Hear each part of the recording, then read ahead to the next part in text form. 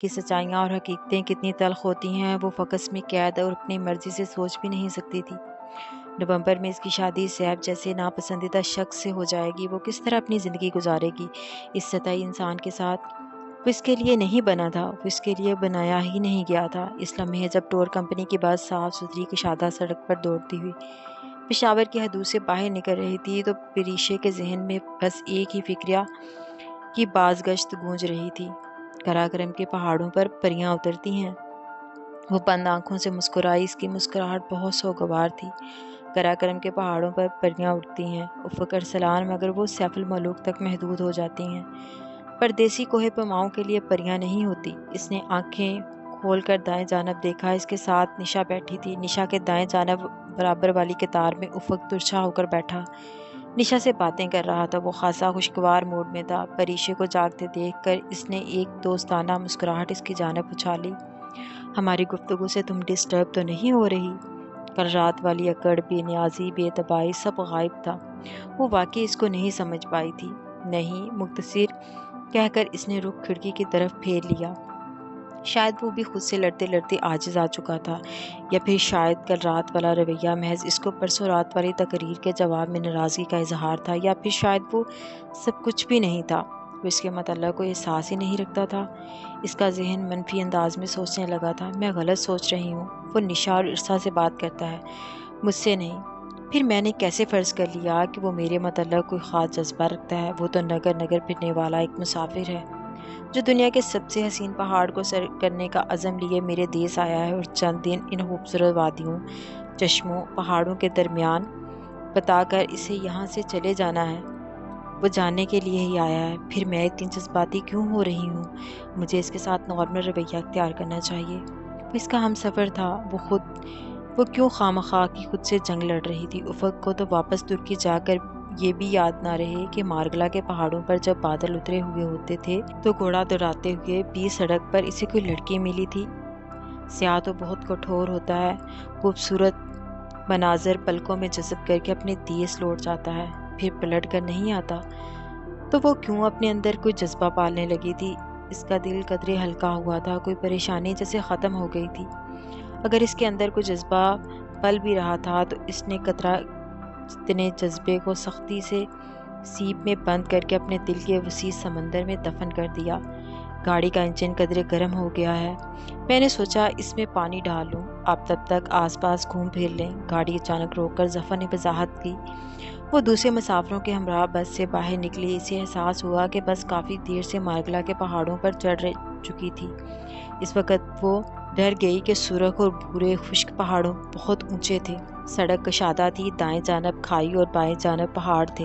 ظفر بس کا تیل چینج کرنے لگا۔ افتخار صاحب اور سہلا قریب موجود کھوکھے کی طرف کولڈ ڈرنک کا آنرز تھا، وہاں چلے گئے۔ احمد انکل تصویر کھینچنے لگے، افق بھی تصویر بنا رہا تھا۔ وہاں سڑک خالی ہی تھی، چند منٹ بعد کوئی ٹرک یا کار گزر جاتی تھی۔ صبح کے 8:30 بجے کا وقت تھا، موسم پشاور کی نسبت خوشگوار تھا۔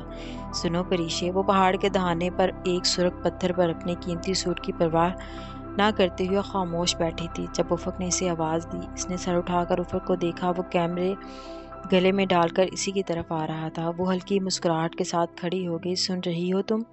بولو۔ خود سے اعصابی ترک کر کے خود مصنوعی خول اتار کر وہ خاصی ہلکی ہو گئی۔ تم شرط لگاؤ میرے ساتھ۔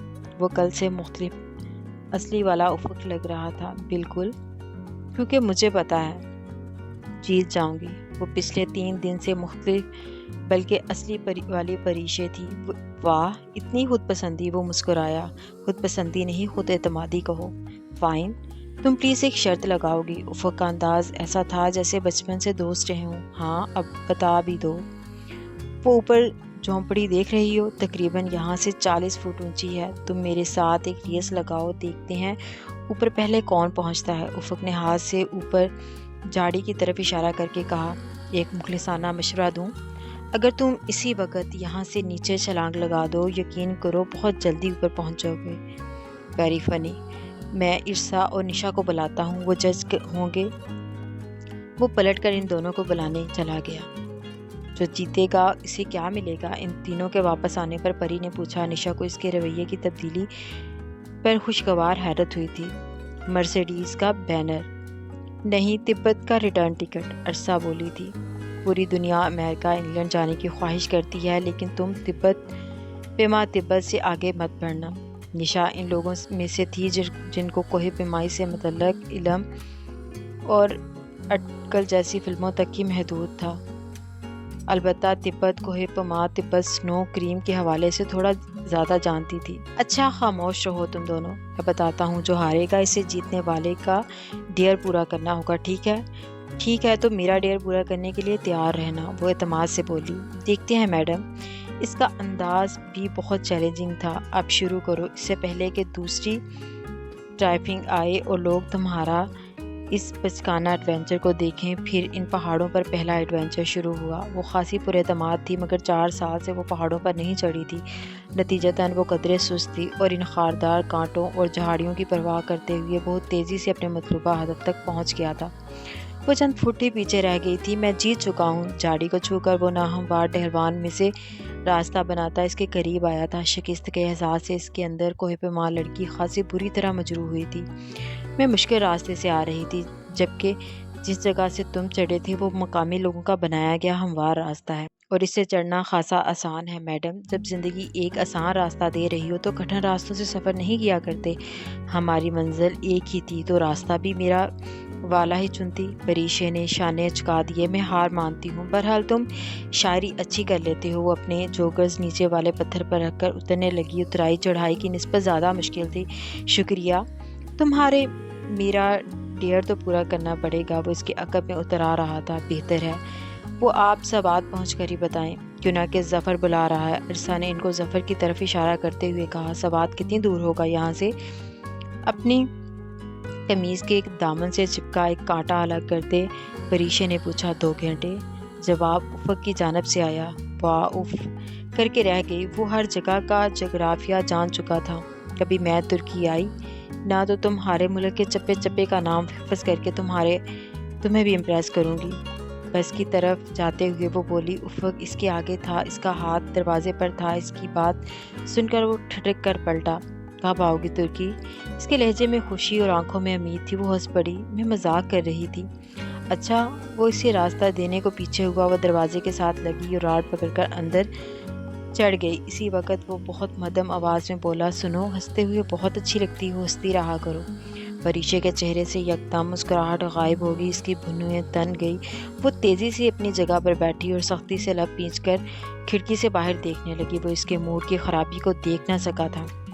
تقریباً 10:30 کے قریب وہ لوگ ان پہاڑوں تک پہنچ چکے تھے جن کے دامن میں وادی سوات کا خوبصورت دریائے سوات بہتا تھا۔ یہ انسانی فطرت ہے کہ پانی کے قریب جا کر وہ خود کو بہت اشاش پشاش محسوس کرتا ہے۔ اکثر جب ہم دریا کے قریب ہوتے ہیں تو خود کو بہت تازہ محسوس کرتے ہیں۔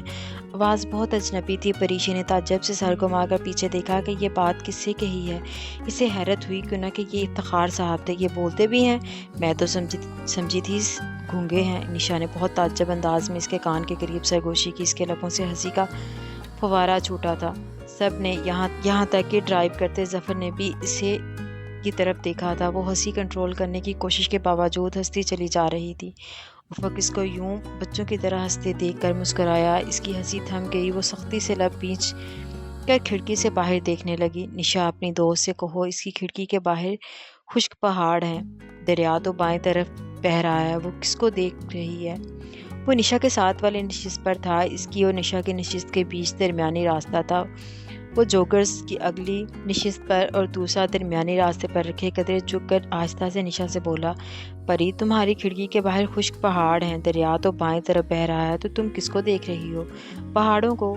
اس نے چہرہ موڑے بغیر سنجیدگی سے کہا۔ لگتا ہے ڈاکٹر کا موڈ پھر سے خراب ہو گیا ہے۔ ویسے اس کو یہ دورے دن میں کتنی دفعہ پڑتے ہیں؟ جتنی دفعہ کوئی عامیانہ انداز میں میری تعریف کرے، کھٹک سے جواب دیا تھا۔ واہ، وہ سمجھ گیا تھا، میں تو بس دل رکھنے کو کہہ رہا تھا۔ تم ہنستی رہو، اتنی غصے والی اکڑی سی شکل ہر وقت نہ بنائے رکھو۔ تمہیں برا لگا؟ ہاں۔ وہ ابھی تک کھڑکی سے باہر دیکھ رہی تھی۔ افق نے بے مشکل مسکراہٹ لبوں تک روکی تھی۔ بہت معذرت، میں آئندہ سے جھوٹ بولنے کی ہمت نہیں کروں گا۔ تمہارے حق میں یہی بہتر ہوگا۔ بہتر، اب اس طرف دیکھ لو۔ دریا بہت خوبصورت لگ رہا ہے۔ اس نے گردن کو بائیں جانب گھما دی۔ افق مسکراہٹ چھپانے کو چہرہ اپنی دوسری جانب موڑ چکا تھا۔ اس نے افق کی کھڑکی کے کھلے شیشے کے پار نگاہ دوڑائی اور پھر نگاہ ہٹانا بھول گئی۔ سبزے سے ڈھلے سبز پہاڑوں کے درمیان سڑک سے کوئی 100 میٹر نیچے پل کھاتا اس کا پاٹ کسی ندی سے تھوڑا سا ہی زیادہ چوڑا تھا۔ پانی بہت نیلا تھا، جس کے اوپر چاک پتھروں سے ٹکرانے کے باعث پیدا ہو رہی تھی۔ اس میں رکھے دیو کامت پتھروں سے ٹکراتے پانی کا شور بہت بلند تھا۔ سوات اور کلام میں یہ شور آپ کا پیچھا نہیں چھوڑتا۔ دریا کے دونوں طرف کے پہاڑ سرسبز تھے، جن پر مقامی لوگوں نے فصلیں اگا رکھی تھی۔ پہاڑوں کی ڈھلوان ہموار نہیں تھی، وہ سیڑھیوں کی شکل میں اگائی گئی تھی۔ یوں بھی ہوتا ہوگا کہ جیسے چوٹی تک جانے کے لیے بے شمار سبز زینے سے بنے تھے۔ کمبل سے گزر کر جس وقت بس منگورا میں داخل ہوئی، وہ افق کی اور اپنی گفتگو بھلا چکی تھی۔ دراصل وہ نیلا دریا اتنا خوبصورت تھا کہ وہ اس پر سے نگاہ نہیں ہٹا پا رہی تھی۔ پھر بس شہر میں داخل ہوئی۔ سرینا ہوٹل سید شریف کی عمارت کے قریب سے ٹرن لے کر بس میراغزار کی جانب روانہ ہو گئی، جہاں کے 5 اسٹار ہوٹل میں ان کی بکنگ تھی۔ ظفر، وہ ہوٹل کی رائل پلیس کہاں ہے؟ افق کھڑکی سے باہر متلاشی نظروں سے کچھ ڈھونڈ رہا تھا۔ سر، وہ جو ولی سوات کا محل تھا؟ ہاں وہی۔ وہ تو اب کوئی ٹیوشن اکیڈمی بن چکا ہے۔ ظفر کے انداز سے لگ رہا تھا اسے ولی سوات کا یہ اقدام پسند نہیں آیا تھا۔ ویسے سر، قسم سے وہ بہت خوبصورت ہوٹل تھا۔ ہاں وہ بہت خوبصورت تھا۔ میں 2 سال پہلے ادھر آیا تھا، ایک دن رہا تھا وہاں۔ ٹیوشن سینٹر بنا کر والی سوات نے اچھا نہیں کیا تھا۔ پری نے چونک کر افسوس سے سر ہلاتے افق کو دیکھا۔ پرسوں جب نشا نے اس سے برس قبل پاکستان آنے کے متعلق استفسار کیا تھا تو وہ ٹال گیا تھا۔ وہ 2 سال پہلے یہاں کیوں آیا؟ ایسا کون سا کام تھا جس کے متعلق وہ نہیں بتاتا تھا؟ ایسا کون سا کام تھا جس کے متعلق وہ نہیں بتاتا تھا؟ اسے الجھن کے ساتھ ساتھ تجسس بھی ہوا تھا۔ ایسا کیا دیکھ رہی ہو؟ وہ الجھن کے عالم میں افق کو دیکھ رہی تھی تو اس نے مسکرا کر ٹوک دیا۔ کچھ نہیں۔ وہ سر جھٹک کر کھڑکی سے باہر دیکھنے لگی۔ میراغزار جانے والا راستہ شہر سے دور ہٹ کر خاصا سنسان اور پرسکون تھا۔ دور دور تک ان کی بس کے علاوہ کوئی گاڑی نہیں تھی۔ ہر طرف اتنا سکوت اور ویرانہ سا تھا کہ پریشی کو لگا ظفر راستہ بھول گیا ہے۔ وہ یقیناً کسی انجان وادی میں بھٹک رہے ہیں۔ مگر ہر کلومیٹر پر وائٹ پیلس اتنے کلومیٹر دور کا بورڈ اس کے دل کو تسلی دیتا تھا۔ ہوٹل مینجمنٹ کے نقطہ نظر سے وائٹ پیلس کی لوکیشن زبردست ہے۔ آبادی سے دور اس میراغزار میں واحد یہ ہوٹل ہے جس کے ٹورسٹ کئی کلومیٹر سفر کر کے تھکا ہوا ہوٹل تک پہنچتا ہے۔ تو ظفر، 1 منٹ گاڑی روکو، وہ ہوٹل کی لوکیشن پر تبصرہ کرتے ہوئے اچانک سیدھا ہو کر بولا۔ ظفر نے گاڑی روکی۔ افق نے اپنا بند شیشہ نیچے کر لیا۔ باہر ایک سرخ رنگت اور سنہری بالوں والا بچہ کھڑا تھا۔ اس کا لباس میلا تھا، پاؤں میں جوتا بھی نہ تھا۔ اس نے لمبے پتلے تنکوں پر انجیر اور اخروٹ لگا رکھے تھے۔ اخروٹ سبز اور کچے تھے۔ اس سے کہو 100 روپے کے دے دے۔ افق نے ایک سرخ نوٹ شیشے سے باہر بچے کی طرف بڑھایا تھا۔ احمد صاحب نے ترجمانی کی۔ یہ سب تو 40 روپے کی ہے، بچہ بولا تھا۔ احمد صاحب نے افق کو بتایا۔ تو پھر یہ ساری دے دو۔ تم ساری لے لو گے تو شام تک تمہارا سر بیچے گا۔ بچہ سارے انجیر دینے پر راضی نہ تھا۔ احمد صاحب ترجمانی کر رہے تھے۔ اوہو، تو دے دو، باقی پیسے تم رکھ لو۔ افق، وہ ایسے نہیں رکھے گا، تم اس سے صرف 20 روپے کی انجیر خرید سکتے ہو۔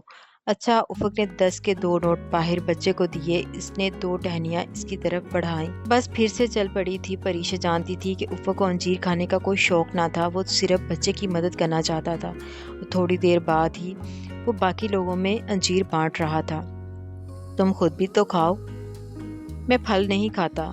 اس نے لاپرواہی سے شانے ظفر نے بس روک دی۔ بس سے باہر نکلتے ہوئے اس نے بالوں میں لگے کیچر کو جھٹکا۔ اسے احساس ہوا کہ کیچر کا 2 نگ پتھر قدرے ڈھیلا ہو چکا تھا۔ بس ایک بار کیچر گرنے پر وہ الگ ہو جاتا۔